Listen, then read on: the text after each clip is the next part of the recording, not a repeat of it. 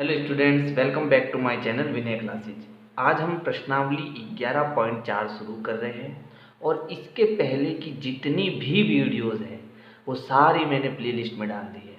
और यहाँ 1 मिनट के बाद में एक प्लेलिस्ट का आई बटन आएगा, तो वहाँ आप जाना, वहाँ आपको सारी वीडियोज़ मिल जाएगी। ठीक है, तो अब यहाँ पर पहला प्रश्न जो है वो है, आपको एक बेलनाकार टैंक दिया हुआ है, निम्नलिखित में से किस स्थिति में आप उसका पृष्ठीय क्षेत्रफल ज्ञात करेंगे और किस स्थिति में उसका आयतन ज्ञात करेंगे।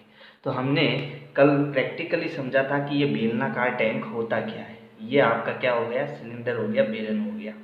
ठीक है, इतना तो हमें पता है।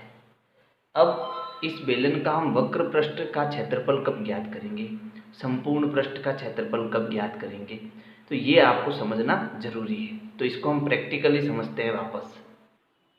जैसे ये मेरा एक आयत है, अगर मैं इसको मोड़ता हूँ तो ये बन जाता है सिलेंडर। अब देखो, ऊपर जो है वो एक वृत्त है, नीचे जो है वो भी एक वृत्त है। ये ऊपर का वृत्त और ये नीचे के वृत्त है ना। अब इसका वक्र पृष्ठ कैसे बनेगा, तो अगर मैं केवल ये वृत्त लूँ और उसकी परिधि लूँ, अब इसकी परिधि को मैं ऊपर हाइट तक बढ़ाऊँ, एच तक बढ़ाऊँ, ठीक है, तो ये कुछ इस प्रकार से सिलेंडर मुझे दिखाई देगा, है ना। ये थोड़ा मुड़ गया है, ठीक नहीं है, क्योंकि बार बार इसको प्रयोग में ला रहा हूँ मैं। चलो, तो ये मेरा एक सिलेंडर हो गया, है ना। कैसे बना ये, अच्छा, ये जो पृष्ठ है ना, सिर्फ ये इतना, ये वाला पृष्ठ, ये वाला पृष्ठ, ये होता है वक्र पृष्ठ का क्षेत्रफल। यानी अगर आप इस पर कोई काम करते हो, इस पर कवर चढ़ाते हो, इस पर कलर करते हो, तो वो होता है वक्र पृष्ठ का क्षेत्रफल।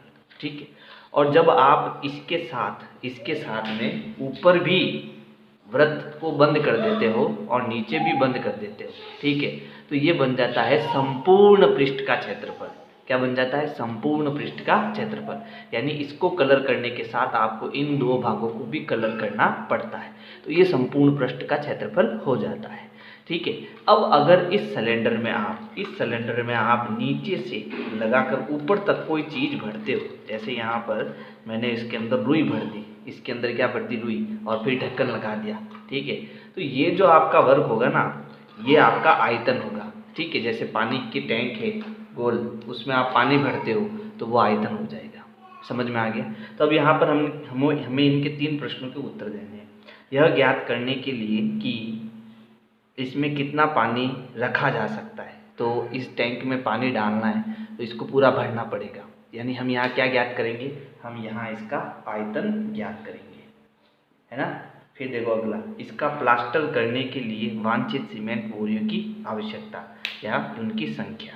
यानी कि मुझे इसका क्या करना है, प्लास्टर करना है। तो प्लास्टर करना है तो प्लास्टर तो यहाँ दीवारों पर होगा, दीवारों पर ही होगा ना। तो क्या करेंगे, हम इसका पृष्ठीय क्षेत्रफल ज्ञात करेंगे, पृष्ठीय क्षेत्रफल ज्ञात करेंगे। ठीक है, इसमें भरे पानी से भरे जाने वाले छोटे टैंकों की संख्या। अब इसको समझो, इसका जो पानी है, ठीक है, इसमें मान लो पानी भरा हुआ है।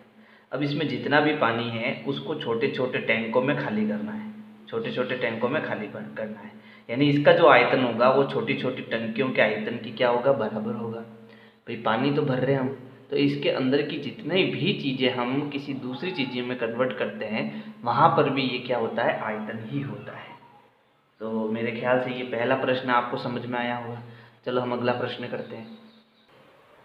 प्रश्न संख्या 2। बेलन ए का व्यास 7 सेंटीमीटर है। ये बेलन है ए, इसका व्यास 7 सेंटीमीटर है, ऊंचाई 14 सेंटीमीटर है और ऊंचाई कितनी है, 14 सेंटीमीटर है। बेलन बी का व्यास 14 सेंटीमीटर है और ऊंचाई 7 सेंटीमीटर है। अब किसकी ऊंचाई कम है और ये जो व्यास है वो ज़्यादा है। परिकलन किए बिना क्या आप बता सकते हैं कि किसका आयतन अधिक है।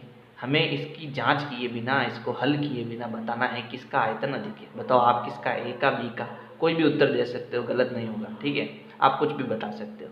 तो मेरे हिसाब से तो बी का ज़्यादा लग रहा है मुझे। ठीक है, चलो मैं अपने हिसाब से बता देता हूँ, सॉल्व। ठीक है, पहला उत्तर दे देता हूँ बिना परिकलन किए। ठीक है, बी का आयतन अधिक है। ऐसे ही कोई भी बताऊंगे उत्तर सही होगा। ठीक है, आप कहोगे नहीं ए का अधिक है, तो आप बता सकते हो कि वो आपकी मर्जी है। अब हमें क्या करना है, इसके पृष्ठीय क्षेत्रफल और तथा आयतन ज्ञात करने हैं और उनको बताना है कि कौन अधिक है। अब इसको सरल करना है। तो सरल करने से पहले देखो ये इनके सूत्र क्या होते हैं सारे मैं बता चुका हूँ प्रश्नावली 11.3 में, है ना। अब मैं सीधा सूत्र लगा के इनको सॉल्व करूँगा।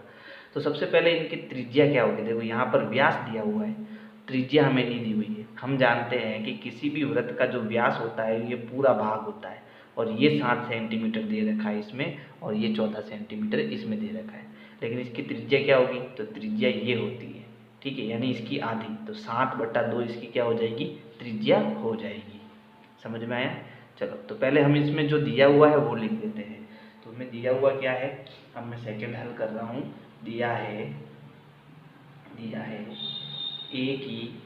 ए की त्रिज्या, जो ए आपका बेलन है उसकी त्रिज्या कितनी है भाई, यहाँ आर लिख देता हूँ त्रिज्या की जगह आर। ये आर कितनी होगी भाई, व्यास 7 है तो इसका 7/2 कर दो, ठीक है, तो उसकी त्रिज्या हो जाएगी।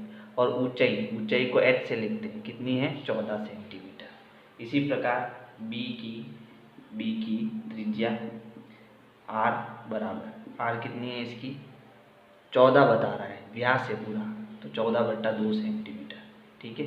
इसको सरल करेंगे तो 7 सेंटीमीटर आएगा, ये ध्यान रखना। फिर इसकी ऊंचाई कितनी है, तो इसकी ऊंचाई है 7 सेंटीमीटर।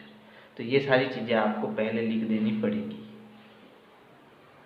इसको हल किया, कितना आया 7 सेंटीमीटर, ठीक है। अब सबसे पहले हम इसका पृष्ठीय क्षेत्रफल ज्ञात करते हैं। तो ए का पृष्ठीय क्षेत्रफल यानी संपूर्ण पृष्ठीय क्षेत्रफल, और इस साइड में मैं निकाल रहा हूँ बी का पृष्ठीय क्षेत्रफल, संपूर्ण पृष्ठीय क्षेत्रफल।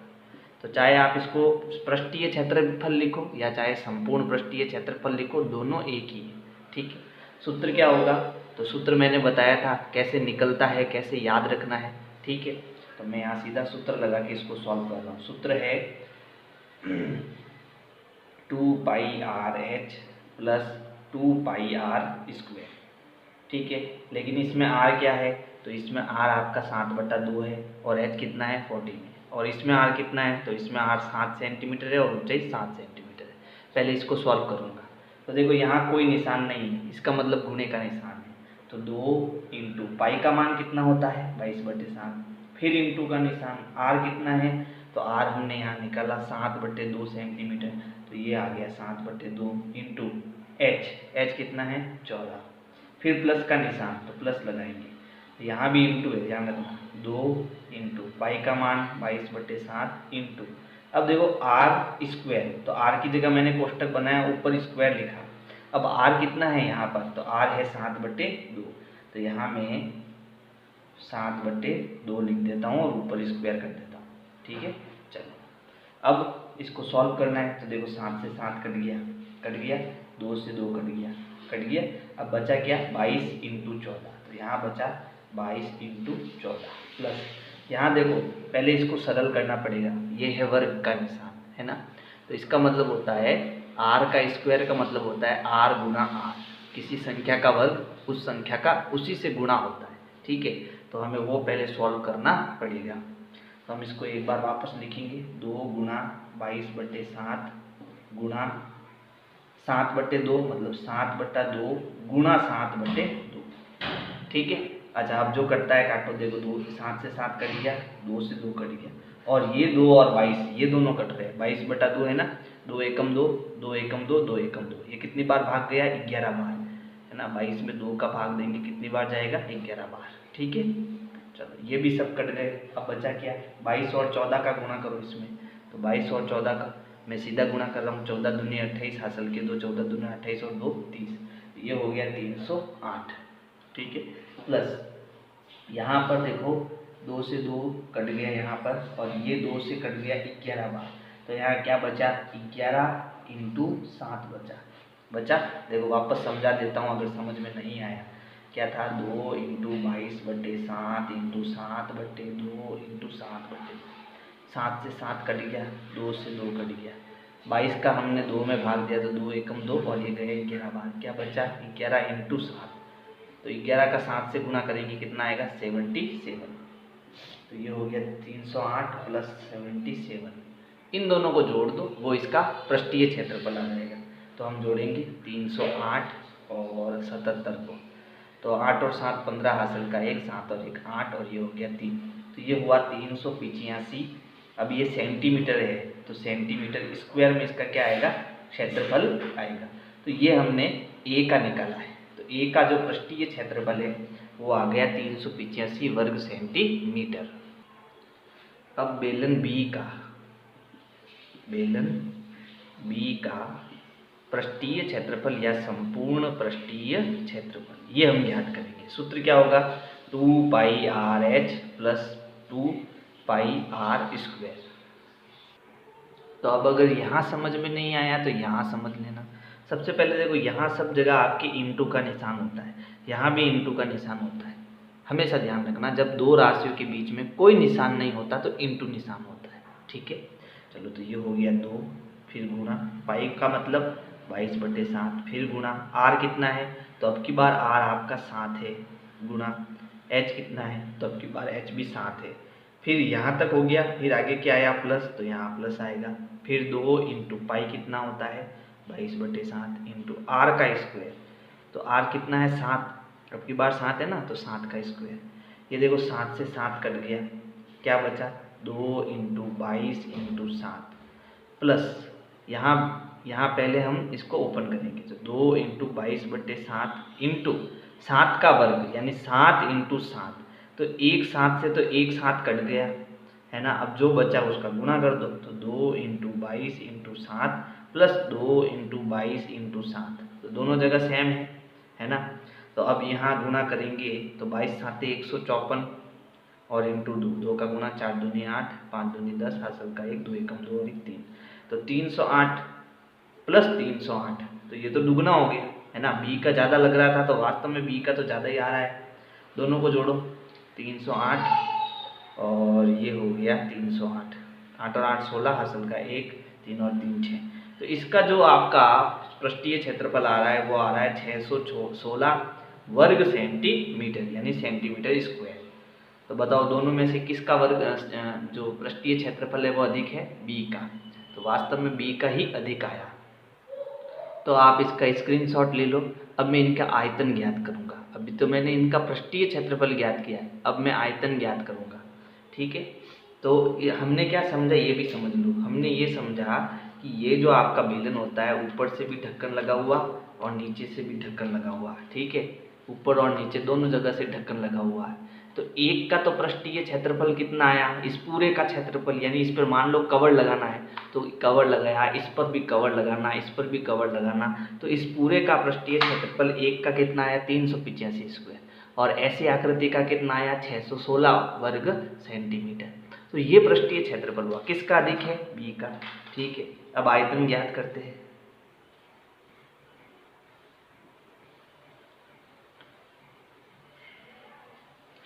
यहाँ लिखेंगे बेलन ए का आयतन, बेलन ए का आयतन। तो सूत्र क्या होता है बेलन के आयतन का, मैंने कल बताया था, क्या था, पाई आर स्क्वायर एच, ये सूत्र होता है, ठीक है। तो पाई का मान तो कितना हो गया 22/7, फिर यहाँ इंटू का निशान, आर स्क्वायर यानी आर की जगह कोष्टक बना दो, एच कितना है अपना, तो ए में आपका एच है 14 और आर कितना है 7/2, तो यहाँ आर की जगह 7/2 आएगा। अब यहाँ वर्ग का निशान है तो हम वर्ग को खोलेंगे, तो ये हो गया 22/7 इंटू 7/2 का वर्ग यानी इसका इसी से गुणा, यानी 7/2 का गुणा 7/2 से इंटू 14। तो यहाँ देखो 7 से 7 कट गया है ना। फिर 2 से आपके ये 14 कटता है, कितनी बार कटता है 7 बार भाग जाता है, 2 एकम 2 7 दूनी 14। फिर 2 22 से कट रहा है, 2 एकम 2 और 11 दूना 22, यानी हम क्या कर रहे हैं इस 22 में 2 का भाग दे रहे हैं, तो 2 एकम 2, पीछे बचा 0 उतारा 2, 2 एकम 2 है ना। तो ये चीज़ें तो आपको आती होगी, ठीक है। तो अब यहाँ क्या बचा मेरे पास, तो यहाँ देखो ये तो इसमें सब कट गया, क्या बचा 11 बचा, ठीक है। फिर यहाँ तो कुछ बचा नहीं, यहाँ क्या बचा 7 बचा, और यहाँ भी कितना बचा 7 बचा। तो अब गुणा कराओ, 11 7 77 और 77 का 7 से गुणा करो, 7 7 49 हासिल के 4, 49 और 4 कितना हो गया, तो 49 और 4 हो गया 53, तो ये कितना आया 539। लेकिन ध्यान रखना इसका उत्तर घन सेंटीमीटर में आता है, घन सेंटीमीटर, क्योंकि ये आयतन है। चलो घन सेंटीमीटर का मतलब क्या होता है, घन सेंटीमीटर का मतलब होता है सेंटीमीटर क्यूब। क्यों? क्योंकि सेंटीमीटर इंटू सेंटीमीटर हुआ है तो सेंटीमीटर क्यूब हो जाएगा। ठीक है, तो आप गणित में इसको सेंटीमीटर की घात 3 लिख सकते हो या हिंदी में इसको लिख सकते हो घन सेंटीमीटर। अब हम बी का आयतन ज्ञात करेंगे। तो बेलन बी का आयतन, तो इसका फॉर्मूला क्या होता है, इसका फॉर्मूला होता है पाई आर स्क्वायर एच। तो पाई का मान तो हो गया 22/7, यहाँ इंटू आर की जगह कोष्टक ऊपर घात 2 इंटू एच की जगह आप देखो एच कितना है, तो बेलन में एच है 7 सेंटीमीटर और इसका आर कितना है, तो आर भी है 7 सेंटीमीटर। अब ये हो गया 22/7 इंटू 7 का वर्ग यानी 7 इंटू 7। ठीक है, फिर यहाँ 1 इंटू और 7 आ गया, ये 7 का वर्ग यानी 7 इंटू 7। ठीक है, तो यहाँ 7 से 7 कट गया, बाकी कोई नहीं कट रहा है ना। तो अब क्या करेंगे 22 इंटू 7 इंटू 7, तो इनको गुणा करो। तो मैं 7 और 7 का गुणा कर रहा हूँ, कितना हुआ 49। अब 22 का गुणा करो। ठीक है, तो गुणा करते देखो 9 दूनी 18 हासिल का 1, 4 दूनी 8 और 1 5, वापस यही आएगा 8 5 8 8 5 13 हासिल का 1, तो ये कितना आया 638। शायद गुणा गलत हुआ, वापस करते हैं देखो, गुणा गड़बड़ हो गया। 9 दूनी 18 हासिल का 1, 4 दूनी 8 और 1 9 है ना, इंटू फिर 8 और ये 9, 8 8 8 16 और 1 17 हासिल का 1, ये हो गया 10 है ना। तो अब ये सही है। तो इसका आयतन कितना आया, तो इसका आयतन यहाँ पर लिख देता हूँ, दिखाई दे रहा है ना। चलो 1078 सेंटीमीटर क्यूब। तो अब दोनों स्थितियों में तो इसका वक्र पृष्ठ किसका ज़्यादा, बी का, आयतन भी किसका ज़्यादा, बी का। तो यहाँ एक लाइन नीचे और लिखनी पड़ेगी, वो मैं यहाँ लिख देता हूँ। ठीक है, तो बेलन बी का पृष्ठीय क्षेत्रफल तथा आयतन अधिक है, या आयतन ए से अधिक है, ऐसा लिख दो। आयतन किससे अधिक है, ए से अधिक है, ए से अधिक है। तो ऐसे आपको ये प्रश्न करना है। ठीक है, अब हम अगला प्रश्न करेंगे। तो देखो प्रश्न संख्या 3 है, एक ऐसे घनाभ की ऊंचाई ज्ञात कीजिए जिसके आधार का क्षेत्रफल 180 वर्ग सेंटीमीटर और उसका आयतन 900 सेंटीमीटर क्यूब है। ठीक है, यानी घन सेंटीमीटर है। तो अब बहुत बढ़िया प्रश्न है और बहुत शानदार है। तो घनाभ क्या होता है मैं आपको बता चुका हूँ 11.3 में, है ना। तो अगर आप जब तक आप 11.3 नहीं देखेंगे ना, तब तक आपको कुछ भी समझ में नहीं आने वाला। तो देखो घनाभ में क्या होता है, जैसे ये 6 आयत है, ये सब आयत है, तो इन जब 6 आयत को मैं जोड़ता हूँ तो अपना क्या बनता है, घनाभ बनता है। ये घनाभ बन गया। अब देखो आयतन मैंने कल बताया था कि आयतन क्या होता है, कि जब मैं इसमें कोई चीज़ भरता हूँ, जैसे मान लो आपके पानी की टंकी है। ठीक है, अब इस पानी की टंकी में आप जब पानी भरोगे तो वो पानी कहाँ जाएगा, पहले यहाँ पर इस आधार में जाएगा, इस आधार में जाएगा, यहीं जाएगा ना। तो इसका मतलब वो कहाँ गया, वो आयत के क्षेत्रफल में गया, वो आयत के क्षेत्रफल में गया और धीरे धीरे फिर वो ऊपर बढ़ेगा तो यहाँ फुल भर जाएगा, तो वो उसका क्या हो जाएगा, आयतन हो जाएगा। तो देखो यहाँ पर सब कुछ हमें दिया हुआ है, बहुत सिंपल प्रश्न है। प्रश्न क्या है कि जैसे आपके मान लो ये एक पानी की टंकी है। ठीक है, ये आपकी क्या है, एक पानी की टंकी है, ये पानी की टंकी हो गई। अब इसमें जब मैं पानी भरूंगा तो पानी कहाँ भरेगा, पहले यहाँ आधार में भरेगा, नीचे भरेगा। तो इसका मतलब ये क्या हो गया, ये हो गया आयत का क्षेत्रफल, है ना, आयत का क्षेत्रफल। फिर उसके बाद में ये पानी धीरे धीरे ऊपर जाएगा। ठीक है, तो ये इसका क्या बन जाएगा, पूरा आयतन बन जाएगा। तो आयतन का क्षेत्रफल मैंने कैसे बनता है वो बताया था, फिर से बता रहा हूँ। आयतन का सूत्र कैसे बनता है कि जो मैं पानी डालूंगा वो पानी पहले नीचे जाएगा, तो नीचे कहाँ गया, आयत के क्षेत्रफल में गया। और आयत का क्षेत्रफल क्या होता है, लंबाई इंटू चौड़ाई, यही होता है। फिर धीरे धीरे पानी ऊपर जाएगा, तो पानी ऊपर जाएगा मतलब कहाँ जाएगा, ऊंचाई पर जाएगा। तो सूत्र क्या बना, लंबाई इंटू चौड़ाई इंटू ऊंचाई। तो लंबाई इंटू चौड़ाई तो क्या है, वो तो आपका आयत का क्षेत्रफल है। है ना, और वो हमें दिया हुआ है यहाँ पर, जिसके आधार का क्षेत्रफल, और आधार क्या है, आयत ही तो है ना। तो हम यहाँ सीधा घनाभ का आयतन लिखते हैं, ठीक है। तो हम लिखेंगे घनाभ का आयतन वो हमें दिया हुआ है। जब चीज़ हमें दी हुई होती है तो हम यहाँ बराबर के आगे लिखते हैं, और नहीं दी हुई होती है तो सूत्र लिखते हैं। तो हमें दिया हुआ है आयतन 900 दिया हुआ है, चलो लिख देते हैं। जब ये संख्या दी हुई हो तो सूत्र नीचे लगाते हैं, तो 900 तो यहाँ आ गया, और इसका सूत्र क्या होता है, इसका सूत्र होता है लंबाई इंटू चौड़ाई इंटू ऊंचाई, यही होता है। अब लंबाई इंटू चौड़ाई का मतलब क्या है, इसका मतलब क्या है, इसका मतलब है आधार का क्षेत्रफल, यही है ना इसका मतलब। भाई इसका मतलब तो यही है ना, यहाँ से लंबाई इंटू चौड़ाई क्या है, आयत का क्षेत्रफल, आयत क्या है, आधार है इसका, तो ये आधार का क्षेत्रफल हो गया इंटू ऊंचाई, ठीक है। तो इसको मैंने हिंदी में लिख दिया आधार का क्षेत्रफल बराबर 900। अब आधार का क्षेत्रफल हमें दिया हुआ है, ये देखो कितना है 180, तो यहाँ मैंने लिख दिया 180 इंटू एच बराबर 900। अब ये बन गया समीकरण। हमें एच ज्ञात करना है तो ये यही रहेगा, ये बराबर के इधर जाएगा, और बराबर के इधर जाएगा तो ये गुणे में है, तो इधर किस में आएगा, भाग में आएगा। समीकरण में हम ये सब पढ़ चुके हैं प्रश्नावली 2 में, है ना। तो अब यहाँ पर एच अपनी जगह पर, 900 अपनी जगह पर, कौन जाएगा 180, किस में है, गुणे में, कैसे आएगा, भाग में, यानी बट्टे में आएगा 180, 0 से 0 गया। अब देखो 90 और 18 को मुझे काटना है, ठीक है। तो देखो इन दोनों में 9 का पहाड़ है, 9 एकम 9, यानी ये 10 बार कटेगा, 9 एकम 9, 9 दूनी 18, फिर ये 2 से कटेगा, 2 पंजे 10। तो ऊंचाई कितनी आई, 5 सेंटीमीटर। ऊंचाई हमेशा सेंटीमीटर में होती है, ठीक है। तो इसकी ऊंचाई कितनी आ गई, 5 सेंटीमीटर। बस प्रश्न के सूत्र रटने से काम नहीं चलेगा, सब कुछ समझना पड़ेगा, है ना। समझ में नहीं आया तो वापस पीछे करके वापस प्रश्न को समझो। प्रश्न संख्या 4 है, एक घनाभ की विमाएं मतलब लंबाई चौड़ाई और ऊंचाई। तो एक हमारे पास घनाभ है, तो मैं घनाभ बना लेता हूं पहले। ये आपका हो गया घनाभ, ठीक है। इसकी हमें लंबाई दे रखी है 60, चौड़ाई दे रखी है 54, और ऊंचाई दे रखी है 30 सेंटीमीटर।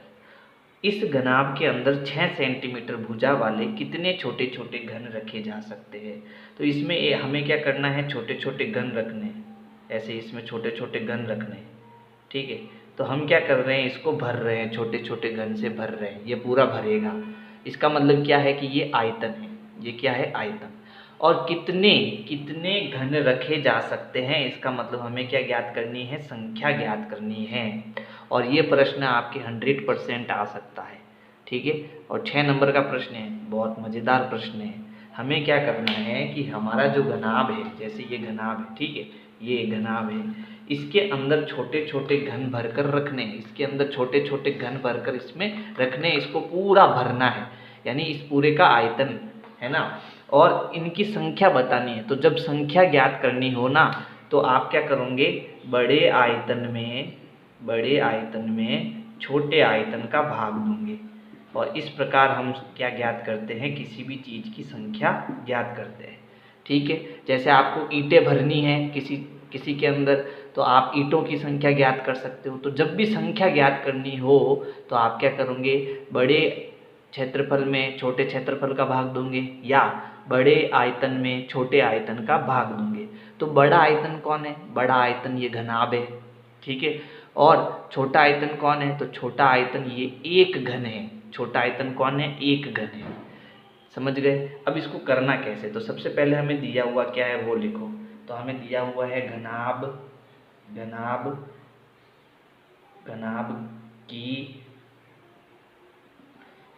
की विमाएं। तो घनाभ की विमाएं क्या क्या है, तो लंबाई आपके दे रखी है 60 सेंटीमीटर, चौड़ाई आपके दे रखी है 54 सेंटीमीटर, और ऊंचाई कितनी दे रखी है 30 सेंटीमीटर, ये आपके दी हुई है। फिर घन की विमा या घन की हम कह सकते हैं भुजा। तो घन की भुजा कितनी दी, तो घन की भुजा आपके दी है 6 सेंटीमीटर, ठीक है। तो ये आपका क्या हो गया, ये आपका ए हो गया, ध्यान रखना। मैं सीधा लिख देता हूँ, घन की भुजा। तो घन की भुजा को हम ए से लिखते हैं, और ए कितना दिया 6 सेंटीमीटर, ठीक है, यहाँ तक समझ में आया।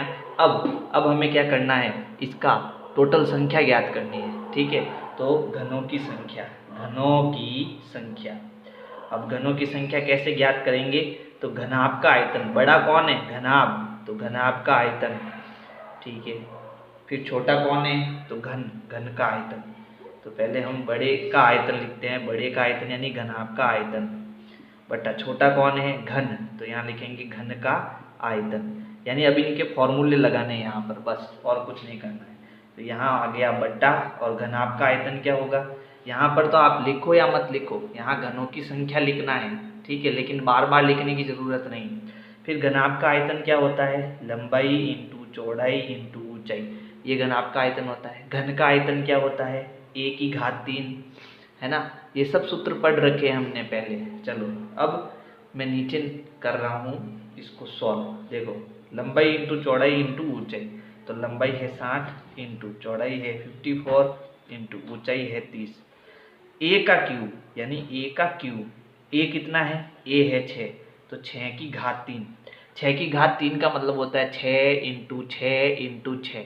घन हम पढ़ चुके हैं ना। चलो अब यहाँ पर इसको सॉल्व करते हैं। ये हो गया ऊपर 60, यहाँ आगे कर देता हूँ मैं, आपको नीचे करना है, मैं इसके आगे कर रहा हूँ इसको। आपको कहाँ करना है, नीचे करना है, इसके नीचे करना है, मैं आगे कर रहा हूँ, थोड़ा ध्यान रखना आप। चलो अब ये हो गया 60 इंटू 54 इंटू 30 बटा 6 इंटू 6 इंटू 6, ठीक है। 6 की घात 3 मतलब 6 इंटू 6 इंटू 6। अब जो कटता है उसको काटो, तो ये देखो दोनों में 6 का पहाड़ है, तो ये कट रहा है 6 एकम 6 और ये 6 दाए 30, है ना, 10 बार कटेगा। इन दोनों में भी 6 का पहाड़ा है, 6 एकम 6, 6 नम 54। इन दोनों में भी 6 का पहाड़ा है, 6 एकम 6, 6 पंजे 30। यानी हमें नीचे जब 1 होता है तो हम 1 को हटा देते हैं और ऊपर की संख्या लिखते हैं। तो ऊपर क्या बचा, 10 इंटू 9 इंटू 5। बस अब इसका गुणा कर दो, तो देखो 10 और 9 का गुणा 90, 90 और 5 का गुणा 9 पंजे 45, तो ये हो गया 450 घन। तो इस घनाभ के अंदर ये छोटे छोटे कितने घन रख सकते हैं अपन, 450 घन रखे जा सकते हैं। समझ में आया, बढ़िया है प्रश्न, 6 नंबर का प्रश्न है और बहुत आसान है ना। तो ये आप चाहो तो ये इतना भाग नहीं लिखोगे ना तो भी चलेगा, आप सीधा इतना लिख दोगे तो भी पूरे नंबर मिल जाएंगे आपको, कोई दिक्कत नहीं है, ठीक है। चलो इसका स्क्रीनशॉट ले लो आप फटाफट।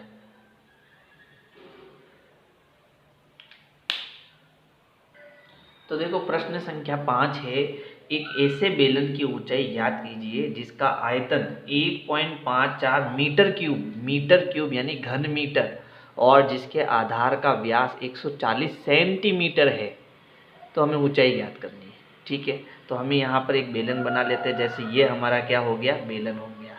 अब इस बेलन का व्यास हमें दे रखा है, त्रिज्या भी नहीं दी, ध्यान रखना, व्यास दिया है। व्यास कितना दिया, 140 सेंटीमीटर, और इसकी जो ऊंचाई है वो हमको कितनी दी, 1.54 मीटर क्यूब, ठीक है, मीटर क्यूब, यानी ये मीटर में है। अरे ऊंचाई नहीं भैया, आयतन, ऊंचाई तो हमें ज्ञात करनी है।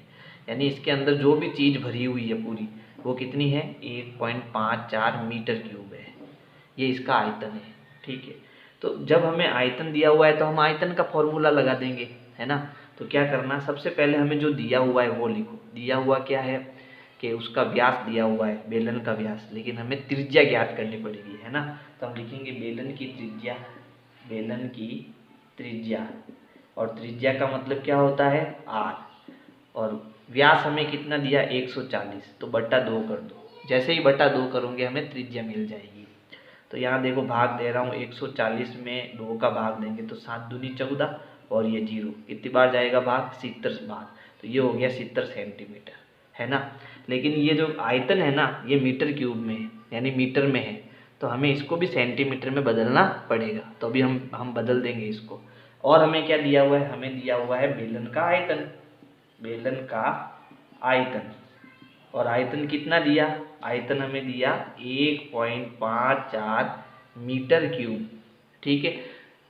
तो अब इसको हम सेंटीमीटर में बदलेंगे, क्यों बदलेंगे वो भी बताता हूँ। तो बेलन का आयतन फॉर्मूला यहाँ लगेगा, क्या होता है बेलन का आयतन, पाई r² h, बराबर कितना दिया 1.54 मीटर क्यूब।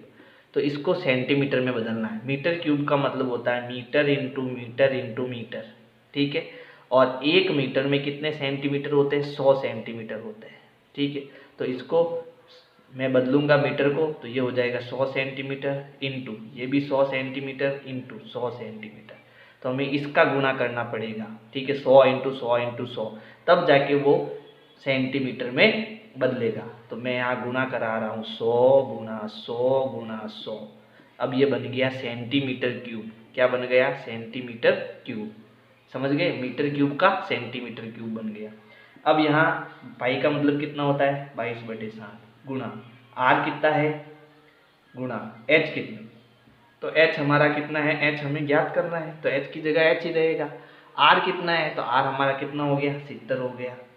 फिर बराबर, अब देखो इसको कैसे सॉल्व करना है। ये पॉइंट हटेगा, 1.54 है, पॉइंट हटेगा तो नीचे 2 जीरो आएंगे, है ना, 2 जीरो आएंगे। तो मैंने ये पॉइंट हटाया, यहाँ नीचे 2 जीरो आया, 100 से 100 आपका कट गया। अब क्या बचा? 154 इंटू 100 इंटू 100, यानी मैंने पॉइंट हटाया है। ये पॉइंट हटाने का नियम भी आपको आना चाहिए, ठीक है। चलो, आप कंफ्यूज हो रहे हो, कोई दिक्कत नहीं है, पॉइंट लगा के रखो, 100 लगा के रखो, बाद में करेंगे इसको। ये 100, ठीक है, वापस पॉइंट लगा के इंटू 100, तो आपको कंफ्यूज नहीं होना है।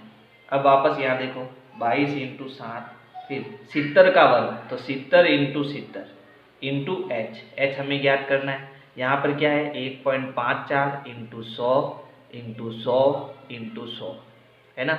अब देखो ये सब गुणे में है, तो उधर किस में जाएंगे? भाग में जाएंगे, है ना। तो देखो ये 22, 70 और 70 ये तो गुणे में है, तो ये बट्टे में आएगा नीचे, और ये भाग में है तो ये गुणे में जाएगा ऊपर, है ना। मैं क्या कह रहा हूँ कि h अपनी जगह पर रहेगा, ये पूरी संख्या भी अपनी जगह पर रहेगी, 1.54 गुणा 100 गुणा 100 गुणा 100, ये भी अपनी जगह पर रहेगा। अब ये उधर जाएगा, तो ये उधर जाएगा, तो ऊपर जो भी गुणे में है वो नीचे आ जाएंगे, यानी भाग में आ जाएंगे, यानी ये 22 नीचे आ जाएगा, 70 यहाँ आ जाएगा, और 70 भी यहाँ आ जाएगा। लेकिन ये जो 7 है वो ऊपर चला जाएगा, तो गुणा 7 ऊपर चला गया, ठीक है। अब हमें ये पॉइंट हटाना है, तो जब मैं ये पॉइंट हटाऊंगा, पॉइंट के बाद कितने अंक है? 2 अंक है, तो नीचे आपको 100 का गुणा कराना पड़ेगा, ठीक है। जब भी 1.54 है, इसका मतलब पॉइंट के बाद कितने अंक है? 2 अंक, तो 2 जीरो और ये 1 आपको लगाना है। इसका मतलब नीचे 100 का गुणा करना है, तो पॉइंट हट जाएगा। अब 100 से तो 100 कट गया, फिर ये 2 जीरो से ये 2 जीरो भी कट गए, ठीक है। 1 7 से 1 7 भी कट गया, यहाँ तक हो गया। अब देखो 22 के पहाड़े में 154 आता है, 154 और ये 22। जब मैं 22 का पहाड़ा 7 बार बोलूँगा तो 22 साते कितना आएगा? 154। तो ये कितनी बार कटा? 7 बार, यहाँ 1 बचा, तो 22 एकम 22 और 22 साते 54। तो देखो ये 7 और ये 7 भी कट गया। तो अब नीचे तो आपके पास कुछ भी नहीं बचा, लेकिन अब ऊपर देखो, ऊपर क्या बचा? तो ऊपर मेरे पास ये 100 बचा और इसके अलावा कुछ नहीं बचा, तो ये हो गया 100 सेंटीमीटर। तो ऊंचाई इसकी कितनी आ गई? 100 सेंटीमीटर। समझ में आए? और 100 सेंटीमीटर का मतलब कितना? 1 मीटर। ऐसे भी आप कर सकते हो, ठीक है। चलो इसका दूसरा तरीका भी बता देता हूँ। चलो यही तरीका बेस्ट है ना, आपको समझाने के लिए यही तरीका अच्छा होगा। तो आपका ये उत्तर भी सही है और ये उत्तर भी सही है। 100 सेंटीमीटर मतलब कितना? 1 मीटर। प्रश्न संख्या 6 है, एक दूध का टैंक बेलन के आकार का है, यानी कुछ इस प्रकार का आपका टैंक हो गया, ठीक है। ये आपका दूध का टैंक हो गया बेलन के आकार का, जिसकी त्रिज्या 1.5 मीटर है। तो इसकी जो त्रिज्या है ना वो आपकी 1.5 मीटर दे रखी है, और लंबाई मतलब ऊंचाई, है ना। तो इसकी ऊंचाई यानी लंबाई आपके दे रखी है 7 मीटर। इस टैंक में भरे जा सकने वाले दूध की मात्रा लीटर में ज्ञात कीजिए। तो इसमें हमें दूध भरना है, इसका मतलब आयतन ज्ञात करना है ना। तो हम लिखेंगे टैंक का आयतन। उससे पहले देखो त्रिज्या कितनी है? त्रिज्या है 1.5 मीटर। ऊंचाई कितनी है? तो ऊंचाई आपकी 7 मीटर। अब इसमें हमें क्या करना है, आयतन ज्ञात करना है। तो यहाँ लिखेंगे टैंक का आयतन, टैंक का आयतन यानी कि बेलन का आयतन क्या होता है, पाई आर स्क्वायर एच, है ना। पाई का मान 22/7, फिर यहाँ इंटू का निशान है तो इंटू, आर की जगह कोष्टक, ऊपर घात 2 इंटू एच, एच का मान कितना है 7, आर का मान कितना है 1.5। ठीक है, सॉल्व करो, 22/7 इंटू 1.5 की घात 2 यानी 1.5 का गुना 1.5 से, तो 1.5 इंटू 1.5 इंटू आगे कितना है 7। तो अब इसको हम सॉल्व करेंगे, है ना। तो सॉल्व करने के लिए देखो क्या करना, जब भी 1.5 पॉइंट को हटाओ पहले, तो ये पॉइंट हटेगा तो नीचे 1 0 आएगा। क्यों, क्योंकि पॉइंट के बाद एक अंक है, जीरो अकेला नहीं होता, उसके साथ एक होता है, यानी नीचे कितना आएगा 10 आएगा। अगर 1.53 होता तो पॉइंट हटता और यहाँ 2 0 और 1 यानी 100 आता, है ना। तो इतना तो आपको आना चाहिए। तो यहाँ से पॉइंट हटेगा नीचे 10 आएगा, यहाँ से पॉइंट हटेगा नीचे 10 आएगा। अब देखो यहाँ पर 7 से 7 कट गया, कट गया। अब इन दोनों में 5 का पार्ट है, तो 5 3 15 और 5 दूनी 10, 5 3 15 और 5 दूनी 10। एक तो तरीका ये हुआ, ठीक है। दूसरा तरीका आप ऐसे भी इसको कर सकते हो, कैसे, तो समझो, 7 से 7 कट गया, ठीक है। 22 इंटू 1.5, 1.5 घात 2 यानी 1.5 इंटू 1.5, तो 7 कट गया। अब इनका गुना करा दो, तो इनका गुना क्या होता है देखो, 22 15 इंटू 15, 1.5 का गुना आप जब 1.5 से करोगे तो आएगा 225। अब पॉइंट के बाद एक अंक, पॉइंट के बाद एक अंक, यानी पीछे से 2 अंक छोड़ के पॉइंट लगेगा, कितना आया 2.25। तो 2.25 का आपको गुना किससे करना है, 22 से करना है। तो गुना करो, 5 दूनी 10, हासिल का 1 2 दूनी 4 और 1 5 2 दूनी 4 इंटू, यही वापस आ जाएगा, ठीक है। जोड़ो इसको, 0 5 9 और ये 4। अब देखो पॉइंट के बाद 2 अंक है, तो पीछे से 2 अंक छोड़ के पॉइंट, तो कितना आया 49.50। और ये क्या है, आयतन, और आयतन किस में होगा, मीटर की घात 3 में, मीटर क्यूब में। लेकिन हमें उत्तर लीटर में चाहिए। हमेशा ध्यान रखना, 1 मीटर क्यूब में, 1 मीटर क्यूब में 1000 लीटर होता है, ठीक है। तो इस मीटर क्यूब को लीटर में बदलने के लिए आपको 1000 का गुना करना पड़ेगा। तो 49.50 को जैसे ही मैं 1000 से गुना करूँगा, मेरा उत्तर किस में आ जाएगा, लीटर में आ जाएगा। तो अब देखो इसको गुना कैसे करना, 49.50 इंटू 1000 है ना। तो यहाँ से जब मैं पॉइंट हटाऊंगा तो पॉइंट के बाद कितने अंक हैं, 2 अंक हैं, तो यहाँ नीचे 2 0 आएंगे। अब 1 2 0 से ये 2 0 कट जाएंगे, तो यहाँ देखो उत्तर क्या आया, 49 50, 49 50 और ये 1 0 वो यहाँ लग जाएगा। तो उत्तर हमारा होगा 49,500 लीटर। समझ में आया। तो हम क्या करेंगे, इस पॉइंट को हटाएंगे, तो इस पॉइंट को जब हटाएंगे तो नीचे आएगा 2 0, इस 2 0 से ये 2 0 कट जाएगा। अब जब इसका हम इससे गुणा कराएंगे तो आएगा 49 50 और साथ में ये 1 0, यानी 49,500 लीटर। अब उत्तर आपका किस में बदल गया, लीटर में बदल गया। तो ऐसे आपको इसको करना है, ठीक है। चलो प्रश्न संख्या 7। तो देखो प्रश्न संख्या 7 क्या है, यदि किसी घन के प्रत्येक किनारों को दुगना कर दिया जाए तो उसके पहले तो पृष्ठीय क्षेत्रफल में कितनी वृद्धि होगी और उसके आयतन में कितनी वृद्धि होगी। तो हम पहले घन बना लेते हैं। जैसे ये मान लो घन है, ठीक है, इसकी प्रत्येक भुजा हमें दी हुई नहीं है, तो हम इसको x मान लेते हैं। मान लो इसकी जो ये एक भुजा है वो कितनी है, x, तो इसकी सारी भुजाएं कितनी हो गई, x हो गई। अब इसको दुगना कर दें, भाई दुगना करेंगे तो ये इतना बड़ा हो जाएगा ना, जिसका डबल हो जाएगा, जस्ट डबल होगा ना, ये इतना बड़ा हो जाएगा, दुगुना हो जाएगा। इसकी किनारों का तो बड़ा करेंगे तो ये दुगना बड़ा हो जाएगा। तब इसका पृष्ठीय क्षेत्रफल कितना होगा और इसका आयतन कितने गुना बढ़ेगा वो हमें बताना है। तो मैं पहला कर रहा हूँ इसमें, ठीक है। तो माना घन की भुजा, घन की भुजा हमने क्या मान ली, बराबर x मीटर, या आप जो भी चाहे वो मान सकते हो, x मीटर, या फिर x सिर्फ x मान लो, है ना। अब प्रश्नानुसार प्रश्न क्या कहता है, इसकी किनारे अगर दुगुनी कर दे, तो पहले तो जब x है तब इसका जो पृष्ठीय क्षेत्रफल है वो कितना है। देखो इस स्थिति में घन का पृष्ठीय क्षेत्रफल, तो सूत्र क्या होगा, सूत्र होगा आपका pi 2 pi plus two pi r square, ये होता है। तो अब r की जगह सॉरी माफ करना, घन है तो घन का पृष्ठीय क्षेत्रफल होता है 6a स्क्वायर, है ना। तो यहाँ 6a की जगह क्या आ जाएगा, x और उसका घात 2, तो 6x स्क्वायर है। इसका जो पृष्ठीय क्षेत्रफल होगा वो 6x स्क्वायर हो जाएगा। और घन का जो आयतन है, घन का आयतन, उसका सूत्र क्या है, उसका सूत्र है a की घात 3, तो a की जगह हो जाएगा x और घात 3। तो ये तो इसका पृष्ठीय क्षेत्रफल और ये इसका आयतन। अब प्रश्नानुसार, प्रश्न क्या कहता है, प्रश्नानुसार भुजा को क्या करना, दुगुना करने पर, दुगुना, एक मिनट रुको लाइट चली गई है, चलो वापस आ गई लाइट। प्रश्नानुसार भुजा को दुगुना करने पर, तो जब हम उसको दुगुना करेंगे तो उसकी भुजा क्या हो जाएगी, उसकी भुजा हो जाएगी 2x, है ना। तो अब इस स्थिति में इसका पृष्ठीय क्षेत्रफल देखो, पृष्ठीय क्षेत्रफल, तो इसका पृष्ठीय क्षेत्रफल क्या होगा,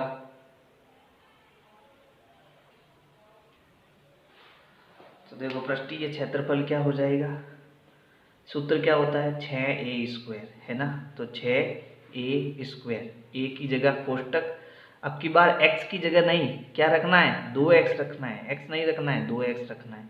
तो अब इसको सॉल्व करो, तो इसको जब मैं सॉल्व करूँगा तो क्या होगा, देखो यहाँ इंटू का निशान है, तो 6 इंटू 2x की घात 2, यानी कि उसका उसी से गुणा, 2x का गुणा 2x है।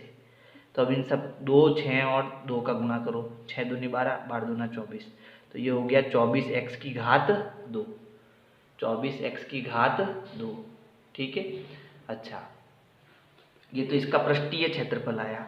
अच्छा, अब इसका आयतन, आयतन क्या होगा देखो, तो आयतन का सूत्र होता है a की घात 3, तो a की जगह कोष्टक घात 3, तो देखो a कितना है, आपकी बात 2x है।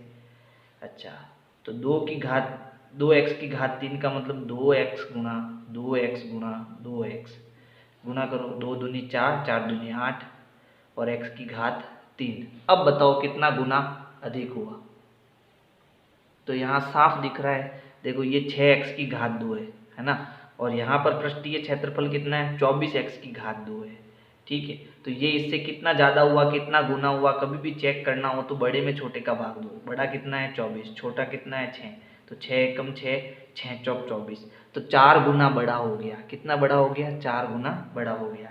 तो हम कहेंगे कि, और आयतन कितना हो गया, तो देखो यहाँ ऊपर है 8 और नीचे यहाँ कुछ नहीं है तो 1 है, ध्यान रखना। तो 8/1 का मतलब 8, यानी 8 गुना अधिक हो गया, ठीक है। तो हम लिखेंगे कि भुजा दुगुना करने पर, भुजा दुगुना करने पर घन का पृष्ठीय क्षेत्रफल कितना बढ़ जाएगा, तो पहले कितना था, पहले था 6, बाद में कितना हो गया 24 भाग 2, 6 चौक 24, ठीक है। तो पृष्ठीय क्षेत्रफल तो 4 गुना, तथा आयतन कितना, आयतन सीधा आपके 8 गुना बढ़ जाएगा, 8 गुना बढ़ जाएगा। तो ये ऐसे आपको ये प्रश्न समझ में आना चाहिए, है ना। 4 गुना कैसे हुआ, तो मैंने 24 में 6 का भाग दिया, है ना। क्यों, क्योंकि ये पृष्ठीय क्षेत्रफल है, ये भी पृष्ठीय क्षेत्रफल है, लेकिन इसमें हमने भुजा वही रखी, इसमें हमने भुजा को दुगुना कर दिया। तो दुगुना किया तो सूत्र में जब मान लगाया तो वो दुगुना नहीं, वो चौगुना हो गया और आयतन 8 गुना हो गया, है ना। चलो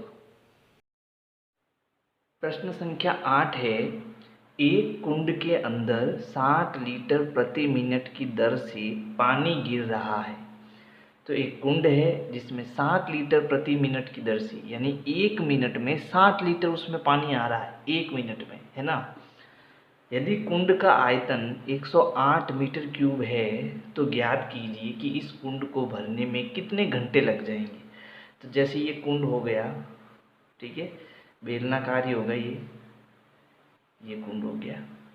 अब इसमें जो पानी जा रहा है, जैसे मान लो ये नल लगा हुआ है, ठीक है, यहाँ पर एक नल लगा हुआ है। अब इस नल में क्या कर रहा है, पानी नीचे गिर रहा है, ठीक है। और ये आपकी क्या हो गई, घड़ी हो गई, घड़ी हो गई। तो वो घड़ी 1 मिनट 2 मिनट ऐसे चल रही है।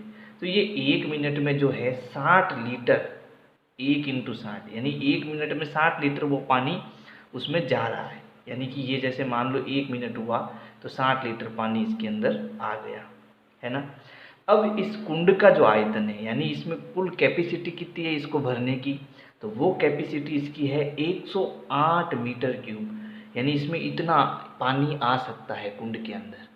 तो अब इस कुंड को भरने में कितना समय लगेगा वो हमें बताना है। तो क्या करेंगे, देखो सॉल्व कैसे करेंगे इसको सॉल्व। तो सबसे पहले इस कुंड का आयतन कितना है, तो इसका आयतन कितना है, देखो कुंड का आयतन वो हमें दिया हुआ है 108 मीटर क्यूब, यानी घन मीटर। लेकिन हमें इसको लीटर में निकालना है, तो हम इसको किस में बदलेंगे, लीटर में बदलेंगे। तो ये हम इसको क्या करेंगे, 108 इंटू 1000 से गुणा करेंगे। तो जब घन मीटर को 1000 से गुणा करते हैं तो वो लीटर में बदल जाता है। तो ये हो गया 108 और कितने जीरो है, 3 जीरो, तो 3 जीरो यहाँ लगा दो, ये इसका गुणा हो गया, है ना। गुणा कैसे करते हैं कि 108 को 1 से गुणा करो। तो 108 को मैंने 1 से गुणा किया तो कितना आया, 108। अब ये 3 जीरो इसके पीछे लगा दो, ये इसका गुणा हो गया, इसका गुणा हो गया, ठीक है। तो ये हो गया। अब ये क्या बन गया, लीटर बन गया, क्या बन गया, लीटर। अब हमें समय बताना है, देखो बहुत बढ़िया प्रश्न है। अब हमें क्या ज्ञात करना है, कितने घंटे लगेंगे। मिनट में भी उत्तर नहीं चाहिए, घंटों में उत्तर चाहिए, ठीक है। तो हमें समय ज्ञात करना है। तो जो भी चीज़ हम ज्ञात करते हैं ना वो बराबर के इधर होती है, और जो हमें ज्ञात होता है वो इधर होती है। ये भी एक चीज़ आप ध्यान रखना। तो हम कहेंगे कि 60 लीटर में कितना समय लगता है, 1 मिनट। हमें समय ज्ञात करना है ना, तो समय को उधर रखो, है ना। तो हम लिखेंगे क्योंकि, यानी चूंकि 60 मिनट में, सॉरी 60 लीटर में 60 लीटर पानी भरने में समय लगता है, समय लगता है बराबर 1 मिनट। 1 मिनट लगता है ना। 60 लीटर प्रति मिनट, प्रति मतलब प्रत्येक 1 मिनट, प्रत्येक 1 मिनट में 60 लीटर पानी जाता है। और हमें मिनट यानी कि समय ही ज्ञात करना है। तो समय को मैंने इधर लिखा और लीटर को मैंने इधर लिखा। अब देखो हमें कितना निकालना है, हमें इसका निकालना है ना। इकाई, दहाई, सैकड़ा, हजार, 10,000, लाख, 1,08,000 लीटर, 1,08,000 लीटर का हमें बताना है कितना समय लगेगा, ठीक है। तो 1 लीटर पानी भरने में समय लगेगा बराबर। तो ऐसे प्रश्न आए तो क्या करना कि बराबर के इस तरफ जो संख्या है, यानी बराबर के इस तरफ कितना है 1 और इस तरफ कितना है 60, फिर बराबर के इस तरफ कितना है 1,08,000, ठीक है। तो जब ऐसा लिखा हुआ है तो एक हमारा, जब यहाँ हम लिखेंगे तो क्या होगा, 1 हमारा ऊपर रहेगा, 60 हमारा नीचे रहेगा और गुणे में ये संख्या रहेगी। समझ गए। तो ऐसे प्रश्न आए तो हमें इस प्रकार से सॉल्व करना है। 1 हमारा ऊपर रहेगा, 60 नीचे रहेगा और गुणे में 1,08,000 आएगा। अब इसको सॉल्व करेंगे तो देखो 0 से 0 कट गया। अब 108 में 6 का भाग देंगे तो 6 एकम 6, पीछे बचा 4 और ये आ गया 8, 8 छंग 48। तो भाग कितनी बार गया, 18 बार गया। तो ये 6 एकम 6 और ये 18 बार गया और ये 2 जीरो इसके साथ लग जाएंगे। यानी उत्तर कितना आया, 1800 मिनट आया, है ना। 1800 मिनट, 1800 मिनट। लेकिन हमें तो उत्तर किस में चाहिए, घंटे में चाहिए। तो हम जानते हैं कि 60 घंटे एक घंटे में कितने मिनट होते हैं, 60 मिनट होते हैं, ये हम जानते हैं। तो मिनट को जब घंटे में बदलना हो तो हम 60 का भाग देते हैं, है ना। तो अब हम इसमें क्या करेंगे, 60 का भाग देंगे तो ये घंटे में बदल जाएगा। तो हम क्या करेंगे, इसको घंटे में बदलने के लिए 1800 में किसका भाग देंगे, 60 का भाग देंगे। तो 1 जीरो से 1 जीरो कटा, 6 एकम 6, 6 दूनी 12, 6 त्रिक 18 और ये 1 जीरो बच गया, बराबर 30 घंटे। तो 1,08,000 लीटर पानी भरने में कितना समय लगेगा, 30 घंटे लगेंगे। समझ में आया। तो ऐसे ही वीडियो अगर आपको देखनी है और ज़्यादा तो वीडियो को लाइक करो, सब्सक्राइब करो और अपने दोस्तों को शेयर करो। Thank you.